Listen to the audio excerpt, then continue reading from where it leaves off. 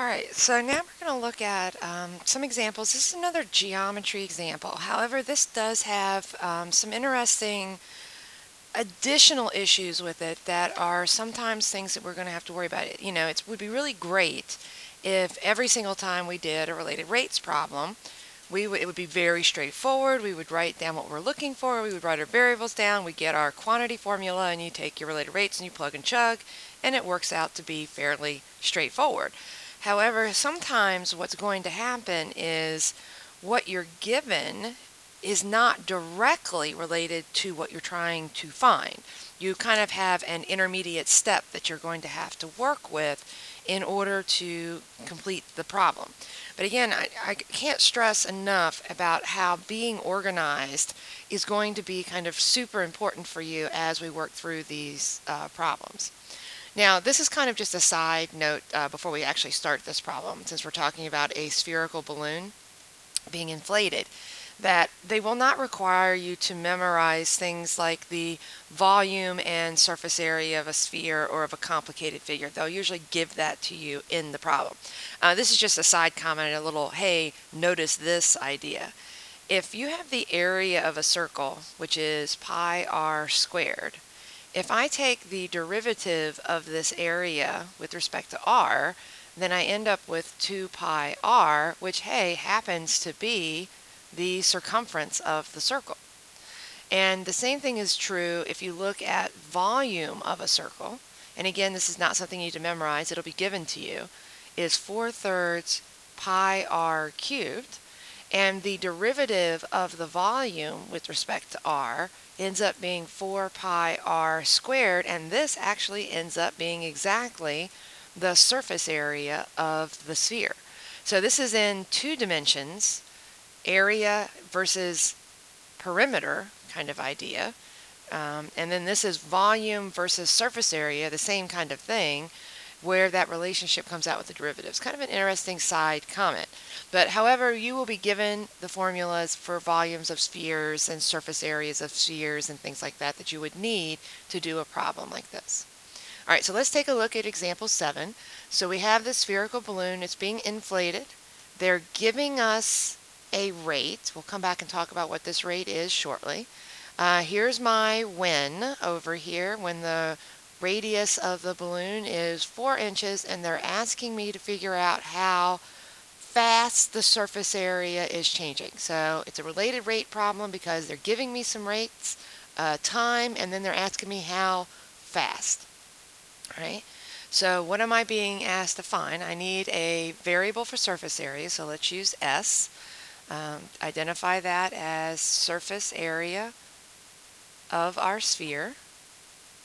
The units of that, since it's area, are going to be inches squared. And we're trying to find ds dt. All right. Our other variable that we have, and let's look at our rate that we're given. The balloon is being inflated at a constant rate of 5 cubic inches per minute. Now this is what's kind of the clue. Look at the units over here. What are we actually looking at? What's my quantity that's changing? You're like amount of air in the balloon. What's changing is the volume of the balloon, cubic inches per minute. So we basically are looking at the quantity of volume, which is in cubic inches, and they've given us that the change in volume with respect to time, and it's increasing, inflated, so it'll be positive 5 cubic inches per minute. Okay, and so at this point you're going to be like, hey, that's going to be good. There's my variables, my surface area and my volume, and I'm going to do the, oh wait a minute, there's another variable because they're telling me the when is the radius. So let's put our radius on here as a variable, and that's going to be in inches, and we're given the when of this problem is when r equals 4. All right. Now here's why this is an interesting problem. Since we're given the volume rate and asked to find the surface area rate, what you initially think is that you need to have a quantity formula relating my surface area and my volume. But I don't have a formula that relates surface area and volume directly. What I do know, okay, let's do 2 quantity formulas down here. quantity. I know that my surface area, and again this will be given to you, is 4 pi r squared, and then your volume formula is going to be your 4/3 pi r cubed. Now you actually have options when you're doing this. There are two options. One, I can use this formula because I do know something about the radius. And when I do this problem, there are going to be some things that I am missing that I will then need to go calculate in order to calculate ds dt.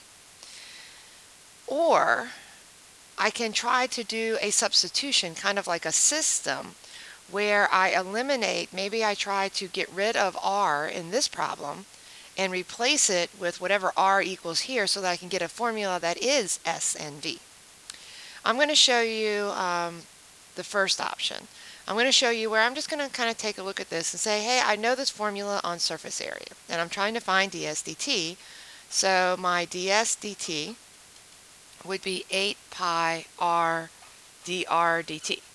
And so I look at this formula. There's going to be my related rates formula, related rates. And what I'm going to realize is that here's what I'm trying to find.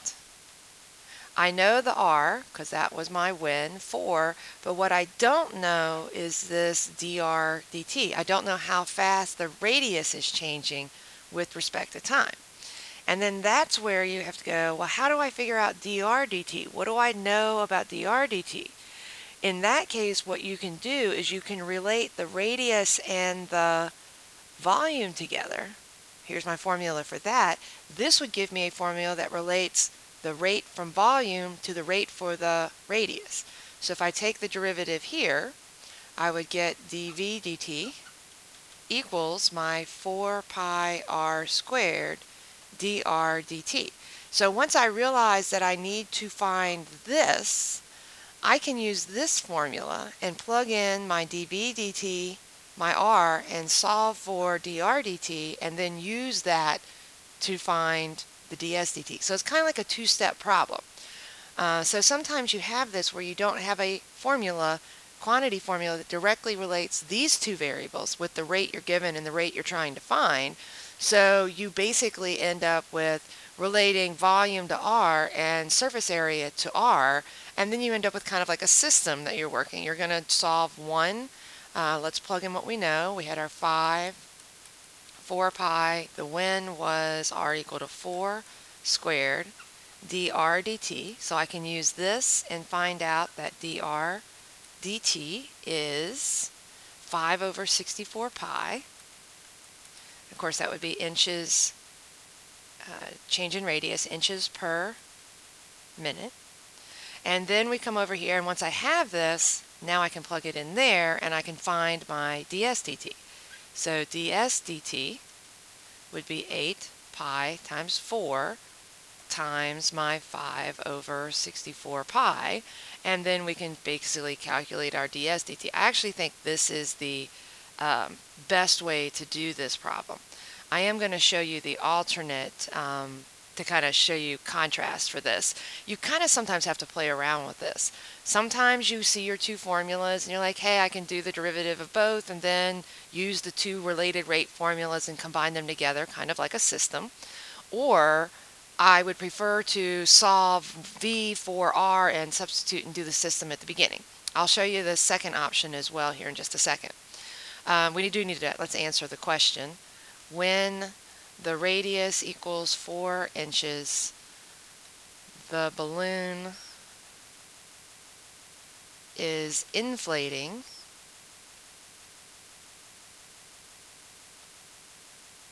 oh, actually it's not the balloon. The balloon's surface area is increasing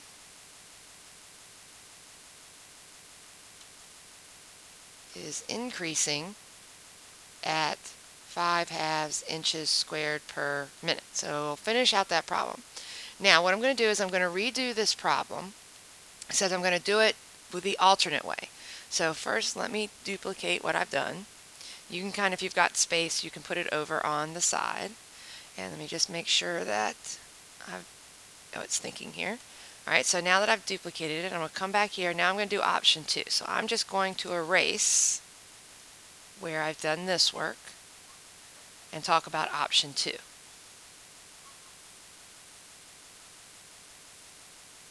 Probably could have left the answer because the answer is of course going to be the same. So what I'm going to do here is I'm going to treat this as a system. I'm going to solve V for R. So R is going to be 3 over 4 pi times V. I'm just moving things over, and then I'm going to take the cube root and I'm going to write it as 1/3. So I solve this for R, and then I'm going to substitute it in over here.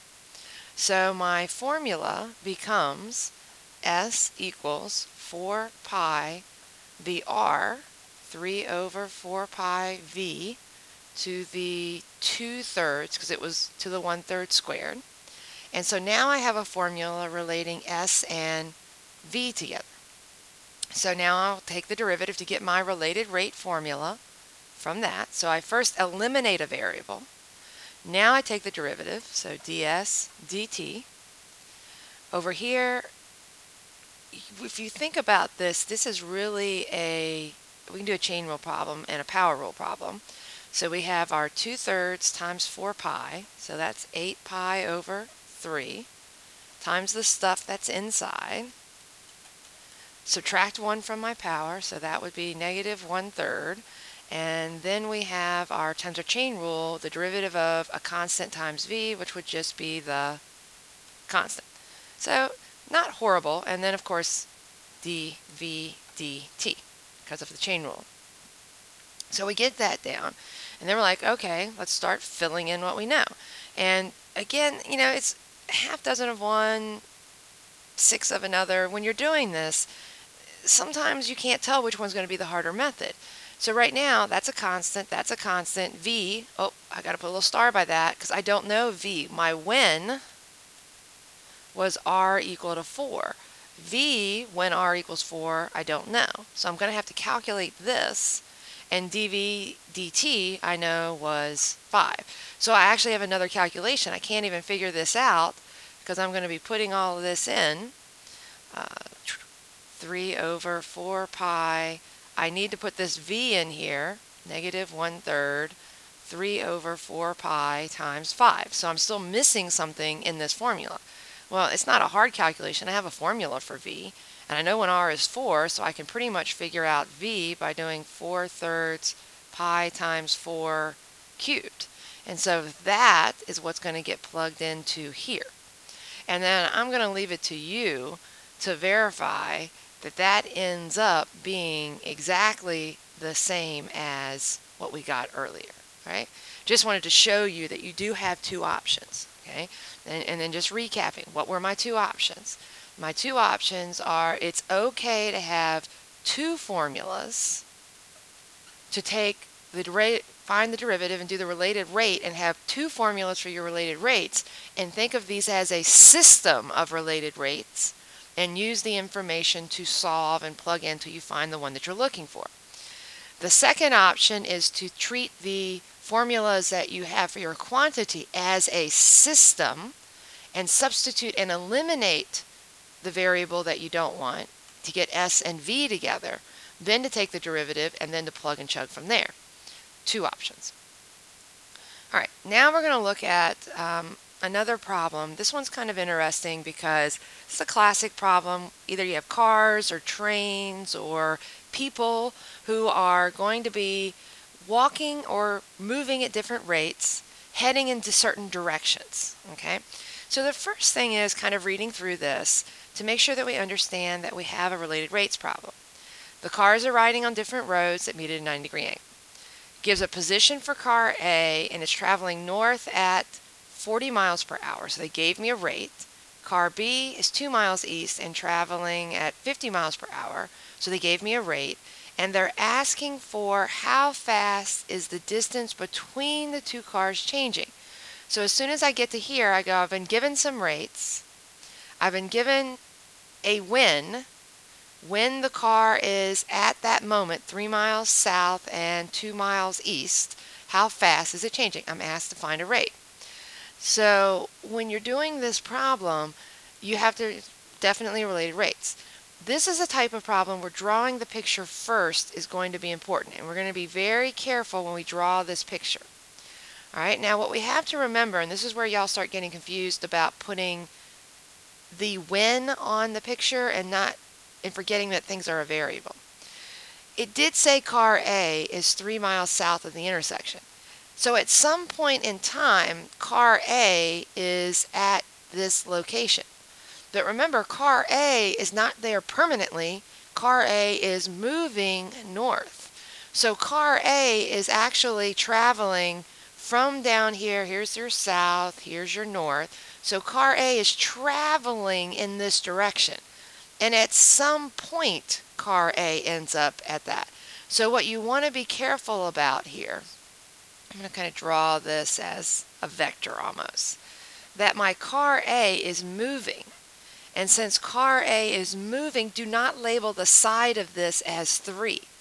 We need to give this a variable because it's varying. The car is moving in this direction. So it varies. Let's call it Y for a moment. And then we'll come back and work with that. Do not put the when, the instant, on your figure, or else you'll get confused. You won't be able to come up with a formula relating your quantities. Your car B, all right, it's at some point in time is going to be 2 miles east. Here's your east, here's your west. But the car is moving, and it is moving east. So from wherever it is, at any moment in time, it's going to be moving in this direction. So this is my car B. And at some point in time, it will end up here. But remember, it's moving along that way. So again, because this distance is changing, I'm not going to label it as 2, because that's the when. I'm going to label it as X. And so when we're looking then at the distance between the cars, yes, at that instant, you could figure out what the distance is because you could just basically do a Pythagorean theorem. But what we're doing is we're trying to figure out how fast the distance between the two cars is changing. And just because we're doing derivatives, I don't want to use d, so let's just call that h for hypotenuse, since it does happen to be a hypotenuse. Now I think this might be more clear. Let me go to a little animation. This is not exactly the same problem. It's a similar problem, mostly because somebody has better skills than I do to create a animated version of what's happening here. Now, what I want you to look at, so this is a 2 trains problem. This train is traveling to the north, kind of like our car was. This train is traveling this way, and you kind of have these starting positions of where they are currently located. And what we're doing is, as they're moving, as time goes on, here over on the left or on the right is the distance curve, the distance function of time. And so as I moved through, notice that the distance is changing. They were getting closer together at some point. If I back it up, okay, they were getting closer together initially, and then they started getting farther and farther apart, right? So that kind of gives us this idea. We do have our distance changing over here as well.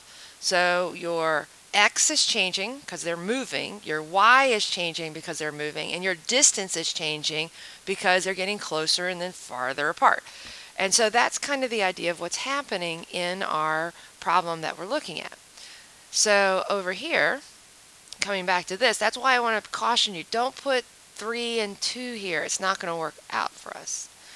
Now that I have this on here, now I'm going to start doing the part of the related rates. What am I looking for? How fast the distance is changing. My variable, my quantity, we're using the height.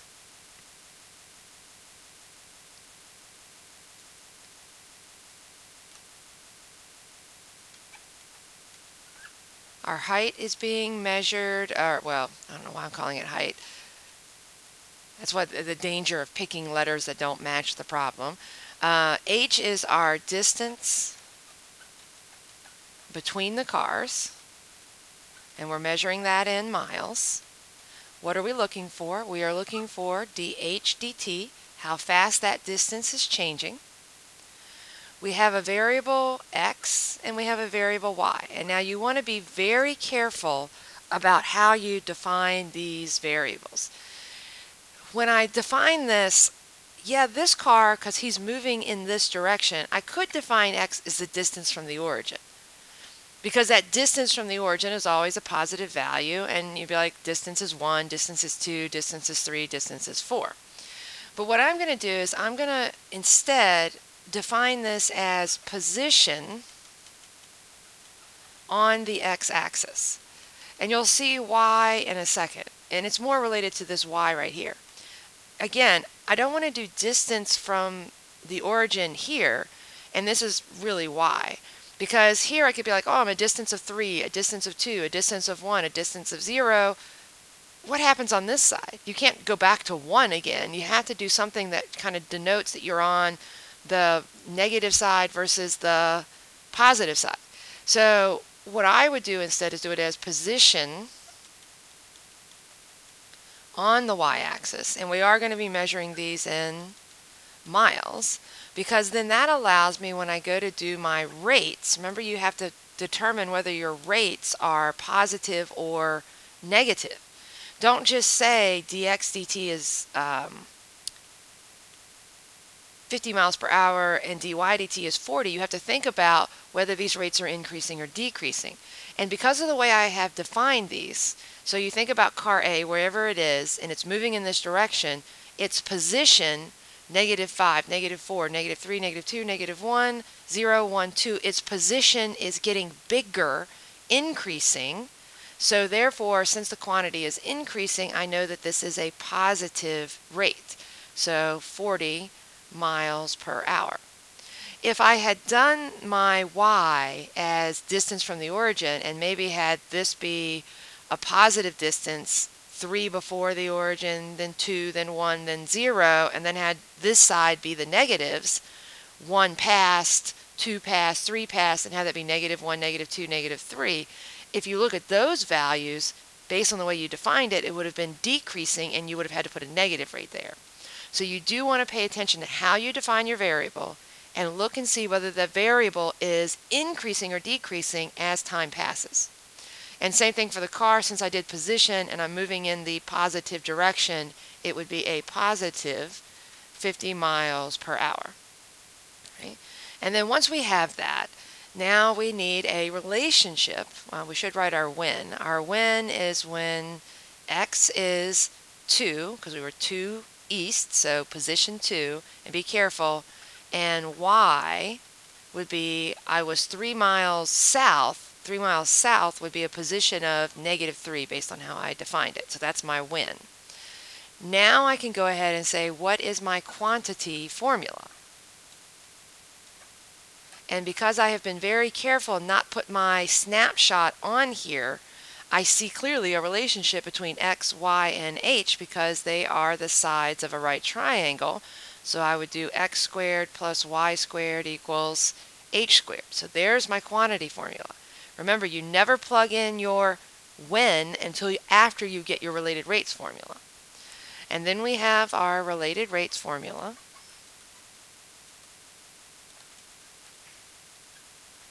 Two x dx dt plus 2y dy dt equals 2h dh dt. So we are trying to find dh dt, and I start plugging in all the information now to see what we have. We have 2, our x was 2, our dx dt was 50, plus 2, the y was -3, my dy dt was 40, equals 2 times, oh, h, hold on, we've got something in here we don't know, we're going to have to find. So I realize I need an h. When do I need h? I need h when x equals 2 and y equals -3. So I use my quantity formula. 2 squared plus -3 squared equals h squared. So h would equal 4 plus 9 square root of 13, and it's a positive value because it's distance between, so square root of 13. So we find all the information that we need, and then we just solve for dh dt. I will leave you to do the arithmetic of that. Your dh dt should end up being -20 over square root of 13, and it's distance between, so it's miles per hour, which is what we were doing. All right, and then we answer the question. When car A is 3 miles south and car B is 2 miles east, the distance between the cars